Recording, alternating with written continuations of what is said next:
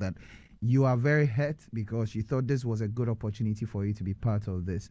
But I mean, listening to Richard and how he said what he did say, it didn't come across as though it was something he was making up. I mean, because he was speaking on national radio and he was very emphatic about it. Does it give you reason to probe further, given as you're saying this never came to your attention? If there was a certain gap in the communication within your own team? Trust me, yesterday we called an emergency meeting. And as I said before, I know my team. I trust my team. If there was somebody that made a blunder, if there was somebody that made a mistake, if there was somebody that lost this opportunity, I know them. They would, I mean, when I'm at work, if anybody that knows me will tell you, if I'm at work, I'm not a CEO. If I'm at work, I'm not the boss.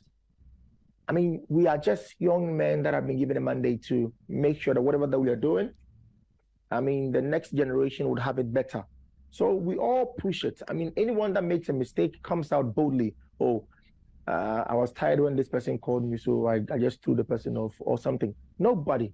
No, but Mr. Kantanka, I mean, just to interject, you have already gone on social media, you've gone on Twitter, indicated that heads will roll. I mean, on the back of you having put that out, notwithstanding whatever has been the history of your people being bold and coming out to take ownership for their fault, do you think ordinarily someone would come up this way knowing that there's that threat already out there that heads will roll? Of course. Listen, that is why I said that. Even before I put out that thing, you know the number of calls that were coming on me, or the number of tweets, the number of, our people, we don't ask before we probe, or we don't probe before we start insulting.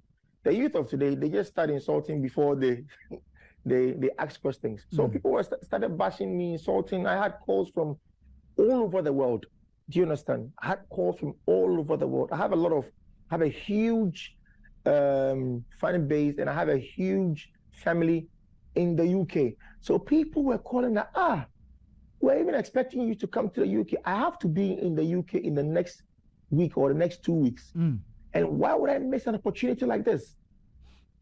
So look, if somebody was on my team, hold on. If somebody was on my team that received a call, I'm not saying that I am my people are saints, but I would have known by now. I would have known. I mean, you mentioned you have to be in the UK yourself, and you wouldn't have missed this opportunity. Yeah, would you have been on the trip yourself? Before I started speaking, if you quite remember, I mentioned that a gentleman said they could not reach us.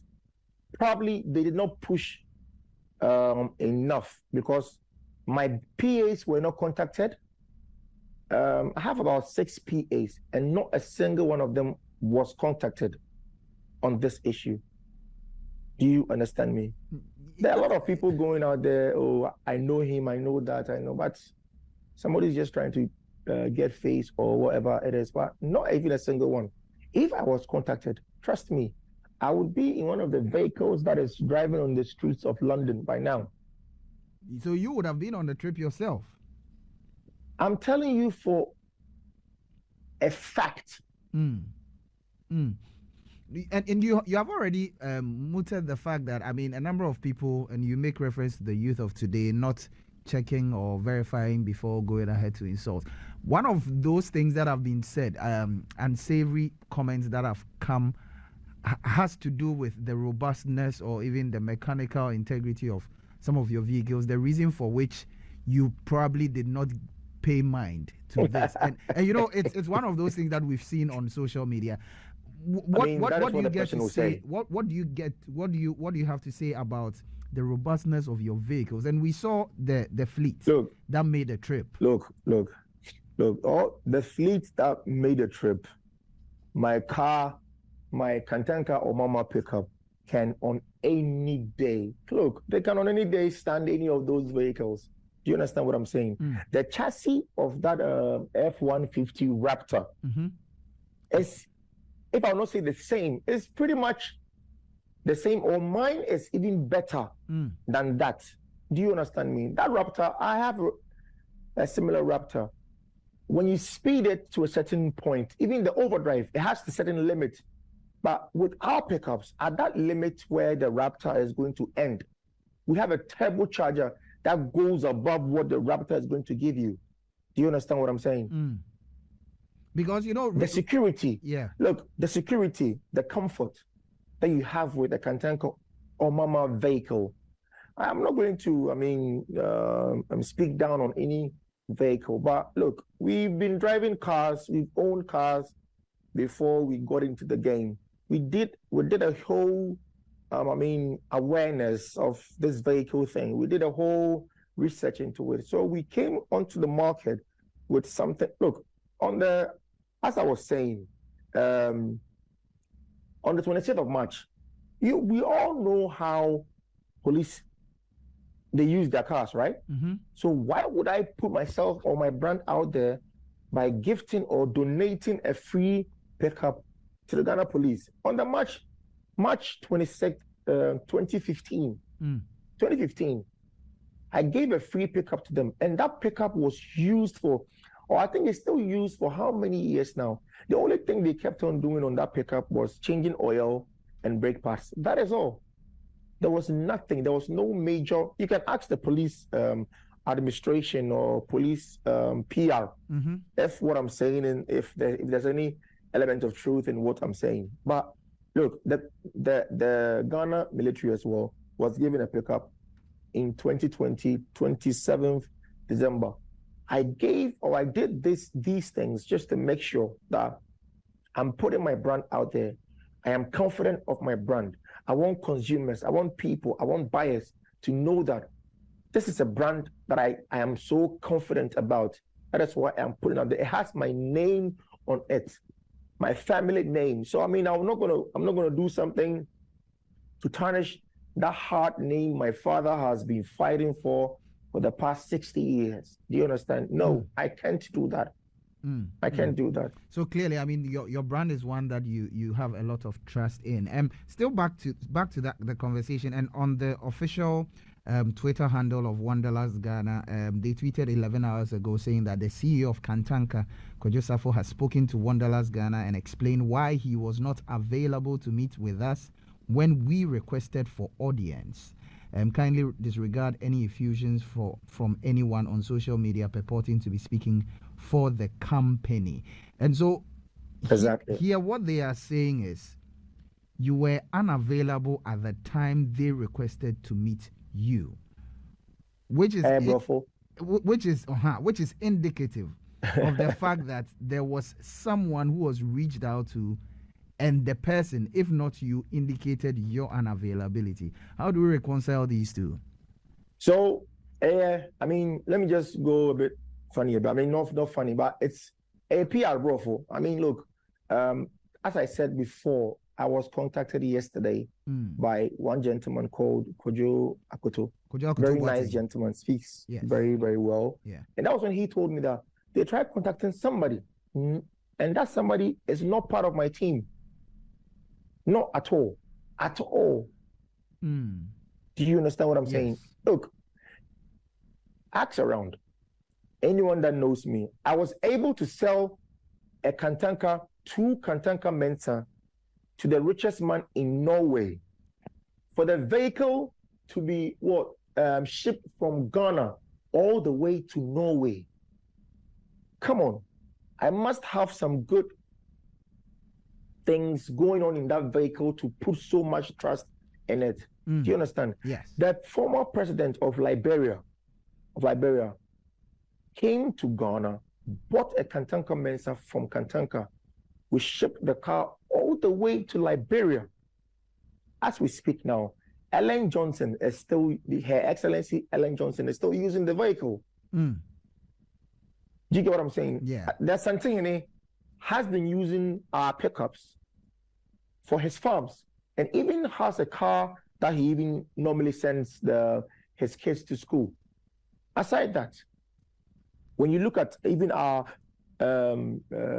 the forestry commission. They have quite a number of my vehicles. Look at forestry commission. They drive on off-road and all that. So if my cars are not that durable, do you think they can make or they can stand the test of time with what these people put the cars through? NIA also uses quite a number of my vehicles. So trust me, look, of course, I stand by the brand. The finance minister himself drives one. He drives like one. And not only him, I think is it Deputy Speaker of Parliament, Joe Wise, Joe Oseiwusu. Yes. Also drives one of my Kantanka K71s. The office of the president has quite a number. I mean, I can keep on going on and on. I think, I mean, and of course, my team will contact you. I think we should probably do maybe a roadshow. I mean, with you and with your vehicles, and we can tell the great stories that you have. We need to. Do you know the gentleman that drove from France to Ghana some time ago? Is it something Odonko? Did you hear that story? No, I didn't. That a gentleman drove from France to Ghana. Yeah, I didn't get that. Oh, there was a gentleman that drove from France all the way to Ghana. I think 3 years ago or so. Was it Kantanka? We were even planning. No. He drove in a BMW to Ghana. Okay. He was the first person that I heard that had done this. And you know the funny thing, this Accra to London trip only got into my ears, or I only heard about it on Saturday. And I was amazed. I was like, wow. I would love to do this. And my people know me. They know how crazy I can be at times. So clearly, I mean, this is something that we will take it up, and my team will talk to you. We'll see how we'll take this up. But in terms of, I mean, capacity, factory capacity for your production, what is your current capacity? What's your turnaround time for a vehicle? Are you making vehicles where people can just enter the showrooms and pick, or based on orders, then they can be acquired? I mean, the company is still a growing company. We are steadily growing, but the plant itself, as in Kantanka Automobile plant itself, has the capacity to produce anything from 100 and above.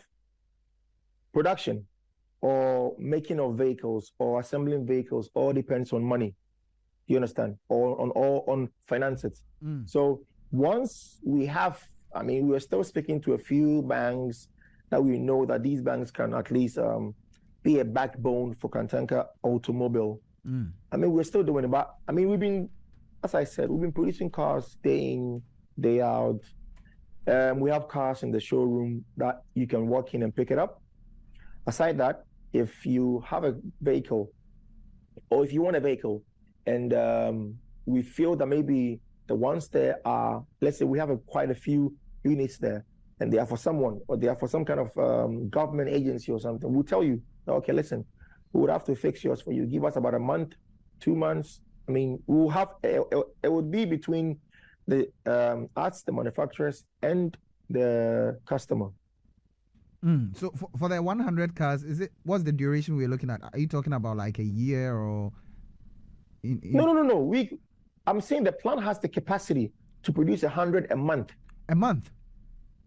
Yeah. Okay. Or even more. Look, we have a very huge plant. Okay, we have a very huge plant. I mean, all these new companies, car companies that are in Ghana, I don't think their plant is, no. I mean, mine is way bigger than them, because I'm the only person in Ghana that has a welding, a welding plant. I mean, most of them have general assembly plant. And between the two is, the general assembly plant is where you do most of the assembling, putting everything together, all the parts, the tires, putting the body onto the chassis and all that. But I'm the only person that has a welding line where we weld the cars from zero to what you see it being driven. And you know, Mr. Kantanka, I mean, this is a conversation, as I did indicate, my team will contact you, so we can take this up further. But I mean, clearly there are some lessons drawn from this expedition that unfortunately you missed out on. I mean, having spoken to your team, and you mentioned yesterday you had an emergency meeting, what are some of the key learnings that you are picking from this opportunity that unfortunately you missed out on? I mean, we one of the things that we underlined yesterday is just to make sure that you know, we just have to put a few things out there and make sure that there are right contacts because that the company has a website, the company has social media handles, the company has an official email that is out there. So if you want to contact us and you use all the formal channels, we are going to reply you. Do you understand? So these are some of the things that we spoke about, all these communication barriers and all that. And we want to thank you very much for making time to talk to us this morning. Thank you too. Thank you Kojo too. Sarfo Kantanka, and Kojo Sarfo Kantanka is the Chief Executive Officer of Kantanka Automobiles Company Limited. And thank you for watching. Like, comment, share, and subscribe.